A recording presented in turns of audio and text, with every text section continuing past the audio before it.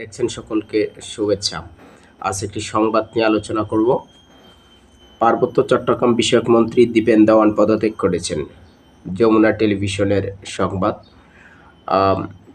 ত্রয়োদশ জাতীয় সংসদ নির্বাচনে পার্বত্য রাঙ্গামাটি 299 আসন থেকে বিপুল ভোটে বলা ছিল বাংলাদেশের যতগুলো আসন রয়েছে সবগুলো আসনের মধ্যে এই আসনটি থেকে বিএনপির প্রার্থী দীপেন দেওয়ান বিপুল ভোটে নির্বাচিত হয়ে এমপি হয়েছিলেন। আজকে আমরা একটা দুঃসংবাদ দেখতে পেলাম আর কি, বর্তমান সরকারের 3.5 মাসের মাথায় এই ধরনের ঘটনা ঘটল যে পার্বত্য চট্টগ্রাম বিষয়ক মন্ত্রী দীপেন দেওয়ান উনি পদত্যাগ করেছেন এবং কারণ দেখিয়েছেন শারীরিক অসুস্থতার বিষয়টি।